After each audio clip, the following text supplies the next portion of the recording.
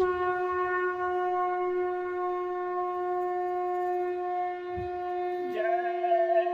गुरुदेव। जय गुरुदेव।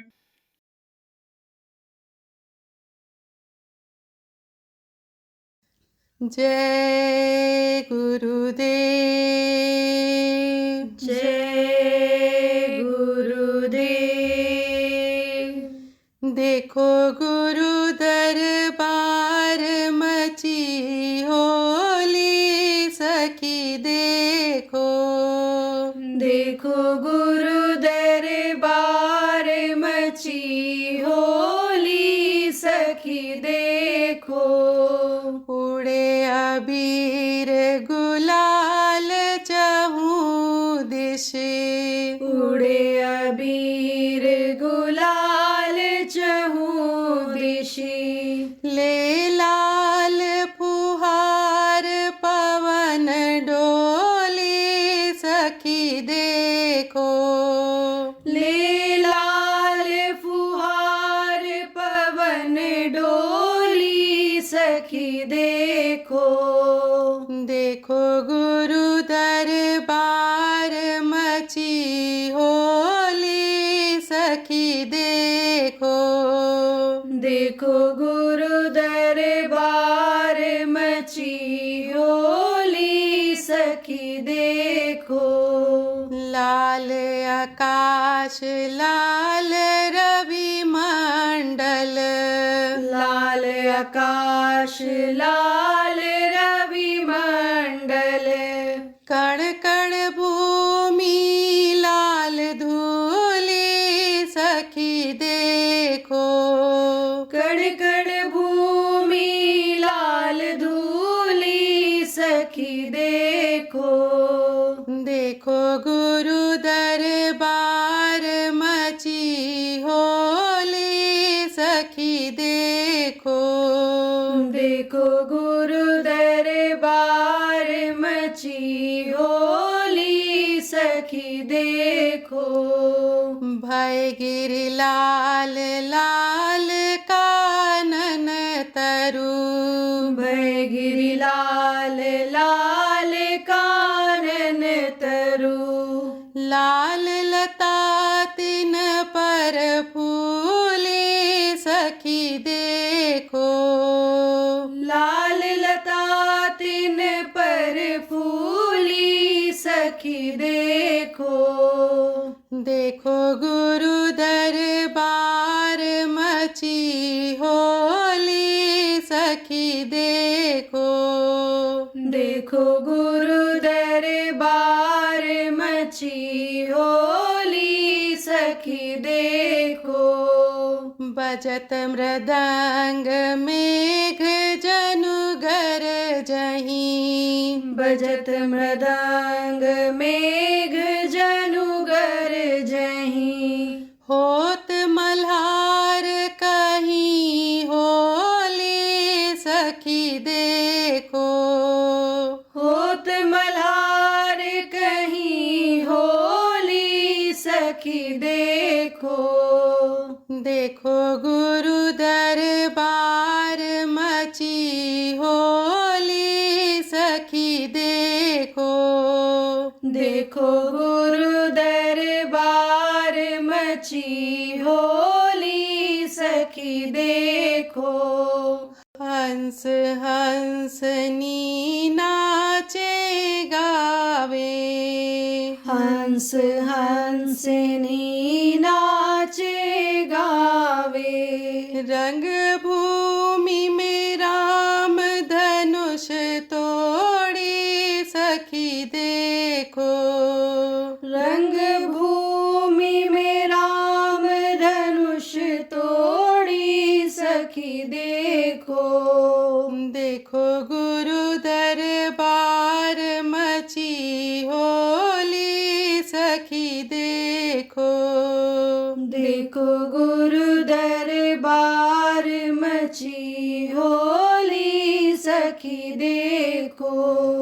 सीता सुरत सुमन की माला। सीता सुरत सुमन की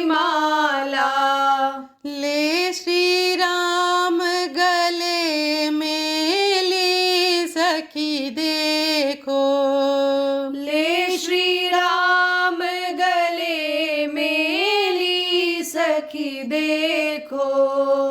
देखो गुरु दरबार मची होली सखी देखो। देखो गुरु दरबार मची होली सखी देखो। सोई बड़ भागी जो यह होली। सोई बड़ भागी जो यह होली। जय गुरुदेव कृपा खेली सखी देखो। जय गुरुदेव कृपा खेली सखी देखो। देखो गुरु दरबार मची होली सखी देखो। देखो गुरु दरबार मची होली सखी देखो। देखो गुरु दरबार मची होली सखी देखो। जय गुरुदेव। जय गुरुदेव।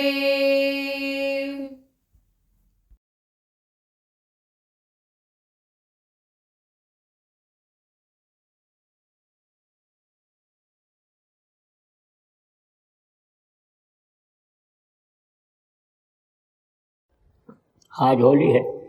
बहुत से लोग अपने अपने शरीर को गंदा करेंगे, बहुत से लोग अपने अपने कपड़ों को गंदा कर लेंगे, गौरी गुप्ता लोग मुंह से निकालेंगे। कोई भंग पी के मस्त रहेगा तो कोई दारू पी के मस्त रहेगा तो कोई इधर उधर पड़ा रहेगा। कहते हैं होली मना रहे हैं। ये कोई होली है? कपड़ा गंदा कर दो, शरीर के रंग न छूटें, आप ये समझो कि गाली गुस्सा दे दो और पागलों की तरह से इधर उधर पी करके और भटको गिरो चोट चपेट खाओ। ये कोई होली है? होली नहीं है ये। होली का मतलब होली क्या? होली आने समझो जो होनी थी सो होली। क्या होनी थी? इस मृत्यलोक में, इस दुख के संसार में दुख झेलने के लिए आना था। देखो, न समझ पावे आदमी मनुष्य शरीर पाने का मतलब, न समझ पावे तो पैदा हुए तब रोए, दूध नहीं मिला तब रोए,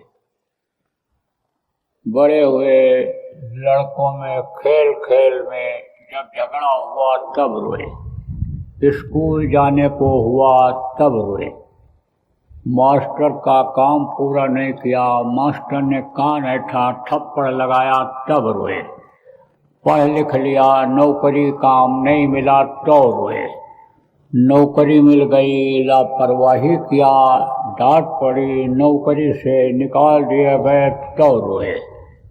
अब रोने रोना हो रहा है। आप समझो लड़का नहीं हुआ तो रोए, लड़के हो गए नालायक निकल गए, ध्यान नहीं रख पाए, भटक गए तो रोए, पोते नहीं हुए तो रोए, पोते नहीं हुए, पोते हो गए तो पोतों की दुख को देख करके, उनकी तकलीफों को देख करके कब रोए। तो रोना ही रोना रहता है पूरे जीवन में। कहा गया ना, रोता हुआ पैदा हुआ और रोता रोता ही चला जाएगा। रोने रोना तो है। कहा नानक दुखिया सब संसार और सुखी वही जो नाम आधार। सब दुखी हैं, लेकिन जिन्होंने नाम की डोर पकड़ ली, या जो नामदान आपको मिला, नाम का जाप जो करने लग गए, वही हो गए सुखी। जिसको कछु न चाहिए सोई शहंशाह। कहते हैं कि जिसको यानी समझो कि कुछ नहीं चाहिए वही बादशाह हुआ करता है। चाह गई चिंता गई मनुआ बेपरवाह, और जिसको कछु न चाहिए सोई शहंशाह। आप समझो जब इच्छा खत्म हो जाती है, केवल एक प्रभु को पाने की इच्छा रह जाती है, मनुष्य शरीर को अपने जो मिला है, ये है जिस काम के लिए मिला है वो काम पूरा करने की इच्छा रह जाती है। इस जीवात्मा को नरक और 84 से बचाने की ही इच्छा जब रह जाती है तो समझो कि वो सुखी हो जाता है। और नहीं तो जिसके पास नहीं है धन, देखो जिसके पास नहीं है वो तो रो ही रहा है कि धन हो जाए, धन हो जाए। जिसके पास ज़्यादा धन है वो भी रो रहा है। नहीं होता है धन, धन के लिए देखो आदमी शरीर से गलत काम कर बैठता है। आप ये समझो कि अपने ईमान और धर्म को पैसे के लिए आदमी बेच देता है। जिसके बच्चे नहीं हैं कहता है एक बच्चा हो जाए, लेकिन जिसके 4 बच्चे हैं वो कहता है मर जाते तो ठीक था, जीने नहीं दे रहे। तो कहा गया दुखों का यह संसार है। तब यहाँ तो आना ही आना था। नहीं समझ पाए किस तरह खाना चाहिए, किस तरह रहना चाहिए। सत्संग नहीं मिला, संतों के पास आना जाना नहीं हुआ, तो दुखों का ही ये संसार हो गया। तो अब तो आ गए, अब तो आ गए, फंस गए। तो फंस गए तो निकलना भी तो है कि इसी में फंसे रहोगे। लौट लौट 84 आया, लौट लौट करके इसी में आते रहोगे, बार बार जन्मते और मरते रहोगे। अरे भाई रम चलो दसवा बिराना है। अपने देश जब तक नहीं पहुँचोगे, अपने घर जब तक नहीं पहुँचोगे, तो दूसरे के देश में आपको काल भगवान के इस देश में प्रेमियों तकलीफ बराबर झेलते ही रहना पड़ेगा। होनी थी सो हो ली, आप ये समझो वो तो हो लिया। अब क्या होनी, अब क्या होनी है। अब इस मनुष्य शरीर में आ गए तो अब हो लो। कहाँ हो लो? उस प्रभु के पास हो लो, वहाँ पहुँच जाओ जहाँ से आए हो, जहाँ की यह बूंद है, जहाँ अपना घर है। ये अपना घर थोड़ो है, मिट्टी और पत्थर का घर, जिसको आप अपना घर कहते हो। इसी को देखो बाप दादा भी यही कहते कहते चले गए, ये घर मेरा, ये घर मेरा, ये घर मेरा। आपका घर है ये खेत जो आप जुताई करते हो, अनाज निकाल के खाते हो पैदा करके। आप फिर समझो इसी को बाप दादा अन्य लोग भी यानी अपना कह करके और चले गए। यहाँ तो सच पूछो तो किसी का कुछ है ही नहीं, ना अपना घर है, ना अपना जमीन जायदाद है, न तो ये अपना शरीर है। ये जिसने आपको प्रभु को पाने के लिए दिया है, प्रभु की आवाज़ सुनने के लिए, देवी देवताओं के दर्शन के लिए उनकी आवाज़ अनहद वेदवाणी आकाशवाणी सुनने के लिए दिया है, वो इसको खाली करा लेगा। तो अपने घर चलने की आस बनाओ। तो संत जब आए तो संतों ने मनुष्य शरीर को यानी समझो बताया कि इसको समझो ये फागुन मास। आप समझो कि इसमें सूरत रंग है सदगुरु के साथ, यानी जब ये सूरत सदगुरु का साथ करे, सदगुरु का साथ करेंगे तब इसके ऊपर वहाँ का रंग चढ़ेगा। अभी इस शरीर में है ये जीवात्मा, तो यहाँ का रंग चढ़ा है। कहते हैं ना बड़े रंगबाज हैं, और देखो कितना बढ़िया कपड़ा एकदम से बिल्कुल लकालक, क्रिच नहीं टूट रही है, प्रेस किया हुआ। और देखो साइकिल से आ रहा, बाइक से आ रहा, रंगबाज है, इधर उधर यहाँ वहाँ देखो सब जगह बैठा मिलता है, खर्चीला है, ये है रंगबाज कहते हैं। तो किसका रंग चढ़ा हुआ है? दुनिया का रंग चढ़ा हुआ, कलयुग का रंग चढ़ा हुआ है, कलयुग के जो कर्मचारी हैं उनका रंग चढ़ा हुआ है। तो भाई एक रंग तो ये चढ़ा हुआ है, लेकिन आप फिर समझो अगर उसका रंग चढ़ जाए, उस प्रभु का रंग चढ़ जाए, तो उसका रंग चढ़ जाएगा तो ये सारे रंग आप फिर समझो फीके पड़ जाएंगे।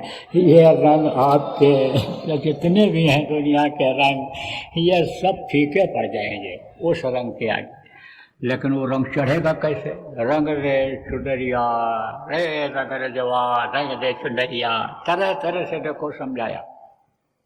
महात्मा इस दुनिया संसार में आते हैं महापुरुष आते हैं, तरह तरह से समझाते हैं, संत आते हैं, तरह तरह से जीवों को समझाते हैं। जैसे आप बच्चे को समझाते हो, पढ़ लो बेटा, पढ़ लो पढ़ लो, उसको किस्सा सुनाते हो, कहानी सुनाते हो, उसका मन उधर लगाते हो, ऐसे ही संत जो हैं वो मन को मोड़ देते हैं। बच्चा खेलने में ज़्यादा विश्वास करता है, खेलता रहता है, मिलता जुलता अपने बच्चों के बीच में रहना पसंद करता है, लेकिन आप उसका मन विद्यार्थियों की तरफ मोड़ते हो कि देखो वो पढ़ रहा है, देखो इतने दर्जे में चला गया, देखो उसके पास जो है साइकिल हो गई, पढ़ ले जाओगे तो तुम अफसर बन जाओगे, कार हो जाएगी, तुम्हारे पास बंगला हो जाएगा। समझाते हो नहीं समझाते हो, बच्चे को मोड़ते हो। ऐसे ही संत आते हैं, समझाते हैं, यानी समझो सरल भाषा में समझाते हैं, गद्य पद्य में समझाते हैं कि किसी तरह से ये जीव जो भटक गया है इसके अंदर यानी जागृति आ जाए, समझ जाए, ये जानकार हो जाए। तो वो कौन होते हैं? जो रंग को रंगते हैं, जो रंग को बदल देते हैं। ऐसा रंग, चटक रंग जिसको कहते हैं, तेज रंग जिसको कहते हैं, कि चढ़ा देते हैं कि उस पर शूर श्याम काली कमरी पर चढ़े न दूजो रंग। ऐसा रंग चढ़ा देते हैं कि फिर और कोई दूसरा रंग उस पर नहीं चढ़ता है। तो होते कौन है वो? कोई जमीन फाड़ कर आसमान तोड़ करके तो निकलते नहीं हैं, वो भी माँ के पेट से ही पैदा होते हैं। और जब बड़े होते हैं तो समझो उनका संस्कार इस तरह का होता है कि वो उस वक्त के संत के पास पहुंच जाते हैं। कुछ को बहुत भटकना पड़ता है, भटकते रहते हैं, फिर उसके बाद वो उनको खींचते हैं। किसको खींचते हैं? वो जो वक्त के संत होते हैं उनको खींच लेते हैं अपने पास। किसको? वो जो संस्कारी आत्माएं होती हैं। संस्कारी आत्माओं की पहचान वक्त के सतगुरु के पास रहती है। आप ये समझो संस्कार कैसे बनता है? संस्कार संतों के संपर्क से बनता है। आप ये समझो संतों के जीव जो यहाँ रह जाते हैं, छोड़ जाते हैं, आप ये समझो जैसे आपको नामदान मिल गया, अब अगर भजन नहीं कर पाओगे तो समझो दोबारा फिर आना पड़ेगा, मनुष्य शरीर में दोबारा फिर आना पड़ेगा। अब अगर आपके पास धन है, पैसा है, बल है, और उसके अहंकार में रह गए या शरीर के आराम में ही आपने समय को लगा दिया तो समझो दोबारा आना पड़ेगा। क्योंकि जैसे हमारे गुरु महाराज जैसे समर्थ संत हैं, वो जब हाथ पकड़ लिए हैं छोड़ेंगे नहीं। तुमको घर पहुँचाना एक हमारो काम, हम आए वही देश से जहाँ तुम्हारो नाम। वो वहाँ से आए हुए थे, आए हुए हैं, वो आए हुए हैं। आप तो समझो अनामी धाम से आए हुए हैं, तो ये समझो आए हुए थे गुरु महाराज। गुरु महाराज आए हुए थे, छोड़ेंगे नहीं, दोबारा फिर जन्म ले लेंगे। अब दोबारा जन्म लोगे तो अमीरी में भजन नहीं कर रहे हो तो गरीब घर में जन्म लोगे। अब गरीबी में भगवान ज़्यादा याद आते हैं। पैदा होते ही रोगी हो जाता है बच्चा, तो समझो कि दुख जब बराबर झेलता है तब माँ ही सिखाती है, बेटा भगवान का नाम लो। माँ जिस भी देवी देवता भगवान को मानती है वो बताती है इनका नाम लो, इनका नाम लो, इनका नाम लो। तो एक मुहावरा पड़ जाता है, आप ये समझो। तो ये तकलीफ झेलनी पड़ेगी। तो जन्मते वक्त की तकलीफ, मरते वक्त की तकलीफ झेलनी पड़ेगी। इसीलिए कहा जाता है एक ही जन्म में निकल चलो, पार हो जाओ, दोबारा फिर यहाँ आना न पड़े। अब न धारा बप्पा का यही मग और माँ के पेट में बच्चा यही वादा करता है कि दोबारा अब माँ के पेट में 9 महीने के लिए बंद होने के लिए हम नहीं आएंगे। प्रभु एक बार दया कर दो, एक बार हमको मौका दे दो। बाहर निकलते ही हो संभालते ही हम सदगुरु की खोज कर लेंगे, समर्थ गुरु की खोज कर लेंगे, उनसे रास्ता लेकर के दिन रात भजन में लग जाएंगे। लेकिन काल माया का यह देश है, माया ऐसा पर्दा डाल देती है भूल और भ्रम का कि आदमी इसी में फंस जाता है। लेकिन फंसने से निकालने के लिए ही तो संत यहाँ भेजे जाते हैं। संत आते हैं इसीलिए आते हैं। तो आप समझो प्रेमियों कि जब पैदा होते हैं तो समझो साधारण रूप से ही रहते हैं, दूध माँ पिलाती है, बड़ा करती है, संतों को बड़े होते हैं, इच्छा व्यक्त करते हैं, धार्मिक भावना रहती है, धर्म कर्म का संदेश सुनते हैं, धार्मिक लोगों के पास उठते बैठते हैं। ज़्यादातर ऐसा होता है कि धार्मिक घरों में ही जन्म लेते हैं। आप ये समझो कुछ ऐसे भी हुए हैं कि जो दुष्ट के यहाँ जन्म ले लिए, जैसे आज जिनकी होली मनाते हो, प्रहलाद को याद करते हो, दुष्ट के घर में ही जन्म ले लिए, लेकिन संस्कार ऐसे थे कि वो प्रभु से जुड़ गए थे। आप ये समझो तो ऐसा भी होता है कि भटकते रहते हैं, तो वो उनको खींचते हैं, पहचान लेते हैं। ऊपर के देखो ये धरती ऐसे चलती रहती है, ये जितने भी देश हैं ऊपर के भी, ये सब ऐसे चलते रहते हैं। जैसे ये डोलना होता है, जैसे रहट होती है, रहट अब तो नहीं चलती, पहले चलती थी। पानी ऐसे समझो कि ऐसे उसमें भर करके ऊपर आता रहता था, ऐसे आता रहता था, ऐसे ऊपर आता रहता था। तो समझो कि रहट की तरह से ऐसे ये चल रहे हैं, चक्र ऐसे चल रहे हैं। देखो दिन आता है, रात आता है, इसी से समझना चाहिए कि अगर ये स्थिर रहे तो एक ही जैसा क्यों नहीं रहेगा। तो यह सब ऐसे डोलते रहते हैं, ऐसे चलते रहते हैं, ऐसे इसी तरह से ऐसे ये समझो एक चक्र है, ये चलता रहता है। तो आपको समझने की ज़रूरत है कि यानी ये जो चक्र चलता रहता है, इसी के अंतर्गत ये सब जुड़े हुए हैं। तो ये समझो कि ये जो ऊपर के लोग हैं चलते भी हैं, लेकिन ये इतना तेज नहीं चलते हैं। आप ये समझो कि ये भी धीरे धीरे चलते हैं। ये इधर की ये ज़्यादा जल्दी चलती है, इसीलिए देखो इन देवताओं के दिन और रात देर में होते हैं, इन ऊपर के लोगों का समय देर में ख़त्म होता है, यहाँ की अपेक्षा यानी समझो देर में ख़त्म होता है। देखो आप ये समझो कि कहीं की जो घड़ी होती है वो एक जगह से दूसरे देश की नहीं मिलती है, तो यही कारण होता है। तो आप ये समझो कि ये तेज चलता है, ऊपर के कम तेज चलते हैं। तो ये जब तेज चलता है तो ऊपर का कम तेज चलता है, तो वो जो ऊपर के धनी हैं यहाँ नीचे ज़्यादा देखते हैं। जैसे कहीं ऊपर बैठ जाओ, आप भी से धीरे धीरे चलते रहो और नीचे की चरखे तेज चलती रहे, तो वो ज़्यादा दिखाई पड़ेंगे। लोग जो बैठे रहेंगे सब दिखाई पड़ेंगे, नीचे वालों को ऊपर वाले कम दिखते हैं, ऊपर वालों को नीचे वाले दिखते हैं, तो उनकी नज़र पड़ जाती है। जो ऊपर में धनी हैं उनकी भी नज़र किसी के ऊपर पड़ जाती है, तो उनका भी संस्कार बन जाता है, तो उनको वो खींच लेते हैं। लेकिन काम ये देखा गया कि केवल एक को ही दिया जाता है, एक ही को मिलता है। ये जो जीवों के आने कल्याण का काम है, जीवों को रास्ता बताने का काम है, ये एक ही को मिलता है, एक समय पर एक ही को मिलता है।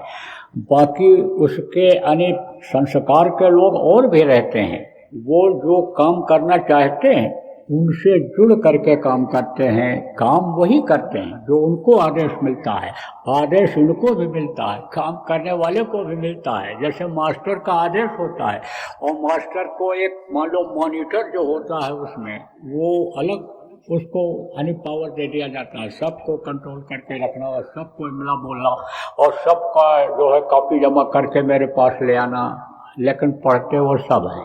तो ऐसे ही सबको आदेश अलग अलग मिलता है। मास्टर तो वो अलग रहता है, वो तो नीचे उतरते ही नहीं है, मनुष्य शरीर में आते नहीं, वो तो समझो कि सबके बाप हैं और बाकी ये सब बेटे हैं जितने भी हैं।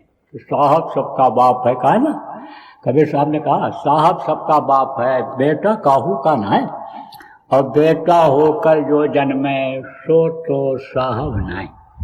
तो संस्कार बनता है, संस्कारी को खींच लेते हैं और खींच करके उनके अंदर और इच्छा पैदा करते हैं कि जैसे कोई हल्का फुल्का प्यासा हो और उसको पानी आप दे दो पीने के लिए, तो पानी की मिठास और पानी की कीमत नहीं समझता है।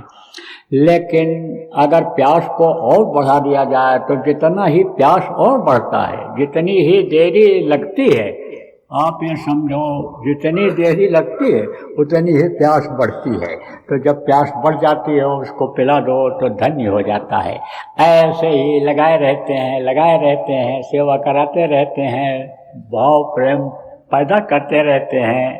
दुनिया की तरफ से मुंह को मोड़ने का आप ये समझो सब ज्ञान कराते रहते हैं, और उसके बाद में फिर उनको अनमोल चीज दे देते हैं।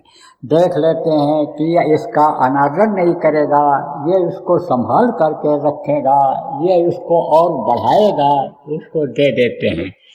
अब आजकल तो इस समय पर देखो, आज ही कल नहीं, पिछले कुछ समय से गुरु महाराज ने लुटाना शुरू कर दिया, ये नामदान देना शुरू कर दिया था। पहले तो शुरू में कुछ ही लोगों को देते थे, और जो उसके पात्र नहीं होते थे, जो उसको संभाल नहीं सकते थे, कर नहीं सकते थे, जिनके अंदर में गंदगी ज़्यादा थी, अंतःकरण जिनका गंदा था, पापी कुकर्मी जीव थे, उनको वो हटा देते थे और सत्संग सुना करके, सेवा करा करके, उनके कर्मों को काट करके, अंतःकरण को साफ करके तब नामदान दिया करते थे। लेकिन अगर वैसी प्रक्रिया चलती तो आप ये समझो बहुत समय लगता, और कितने जीव नर्क चले गए होते। कर्म इतने लोगों के खराब होते जा रहे हैं कि नर्क उन्हीं लोगों से भर जाता।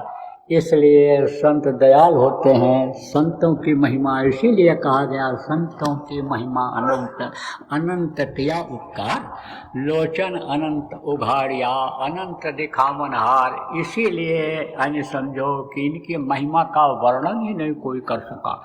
धरती सब कागज करूं, लेखन सब बन रहा है, सात समुद्र में मश करूं, गुरुगुण लिखा न जाए। कहा ना कि धरती को कागज बना दिया जाए, जितने प्राण हैं सबको कलम बना दिया जाए, सात समुद्र में शाही घोल दी जाए, लेकिन संत सद्गुरु की महिमा का वर्णन नहीं किया जा सकता। कुछ बातें ऐसी हैं तो बता देता हूँ कि सबको मालूम हो जाए। तो एक तो ये, आप आज होली के दिन आप ये समझो कर्मों को अपने जलाने का काम करो। कर्मों को जलाने की होली आप खेलो। यहाँ कर्म कैसे जलेंगे? देखो, आप ये समझो कर्मों का लेना देना होता है। किससे होता है? दृष्टि से होता है। जैसे संतों की दया देखने से एक दूसरे को होती है, संतों की दया एक दूसरे को देखने से होती है। ऐसे ही लोगों के आँखों से देखने से यानी पापों का पुण्य का आदान प्रदान होता है, यानी पाप पुण्य आते जाते हैं, और स्पर्श से होता है। दया भी ऐसे स्पर्श से होती है, और वो भी ऐसे आता है जैसे बर्फ के ऊपर हाथ रखो तो हाथ ठंडा होगा, आँख की नजदीक ले जाओगे तो हाथ गर्म होगा, असर आता है उसका। यानी स्पर्श से, छूने से होता है, और वाणी से होता है। तो अब आप ये समझो, जब थोड़े लोग रहते थे तब गुरु महाराज स्पर्श कराते थे एक दूसरे को, कहते थे गले मिलो, और अपने अपने यानी समझो कर्मों की माफ़ी मांगो, अपने अपने गलती की माफ़ी मांगो। आपको नहीं पता है कि महात्मा किस तरह से कर्मों को ख़त्म कराते हैं, एक दूसरे के लेना देना को ख़त्म कराते हैं।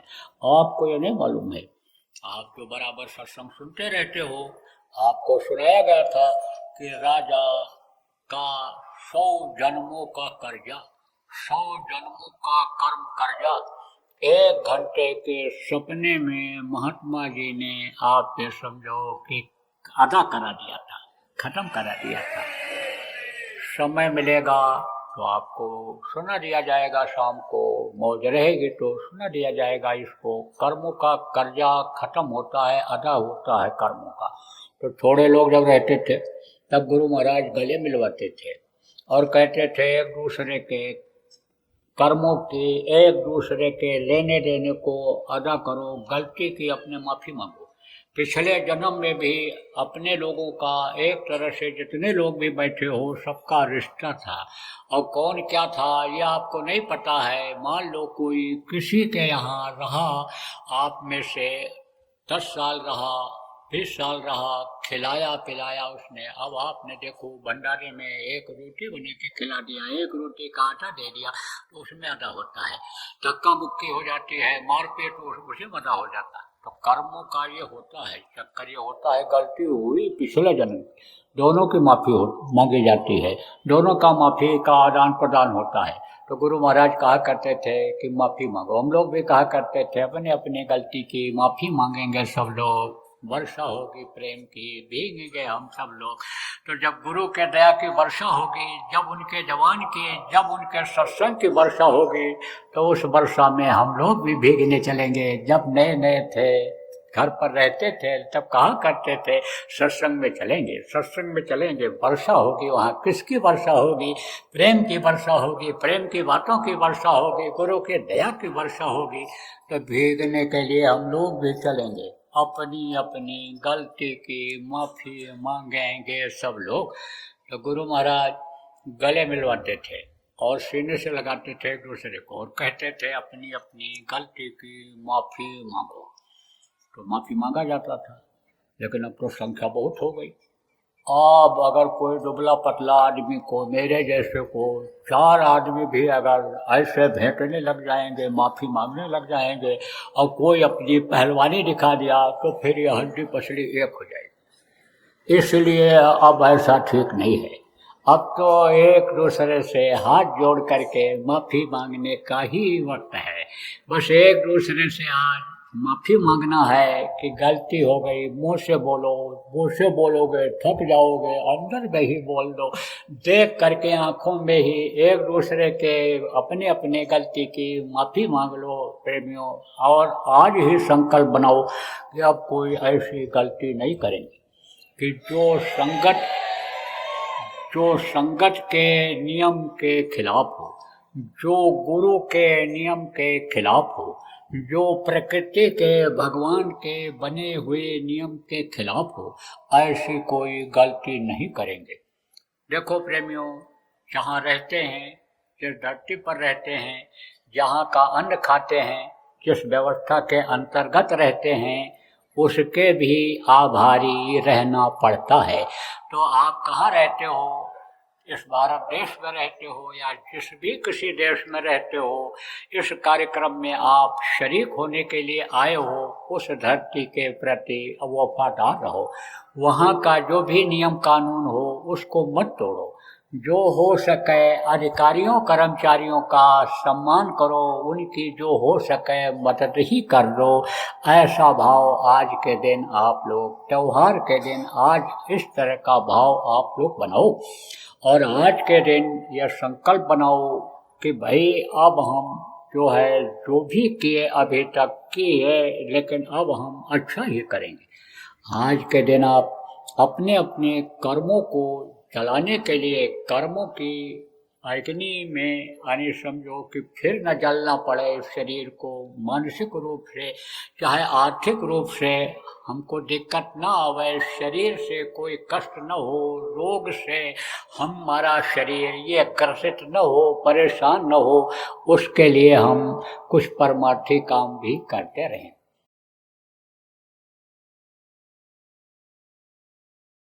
देखो प्रेमी, आगे का समय खराब आ रहा है।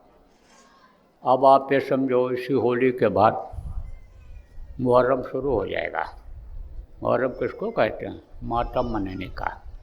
तरह तरह से तकलीफें आगे आने वाली हैं, लेकिन बचेगा सार्वजन कोई जो सत से लो लगाएगा, जो शाकाहारी नशा मुक्त हो जाएगा, जो ईश्वर पर विश्वास करेगा, जो भजन ध्यान सुमरन करेगा, लोगों को प्रेरणा देगा करने के लिए, उसकी वो मालिक रक्षा करेगा।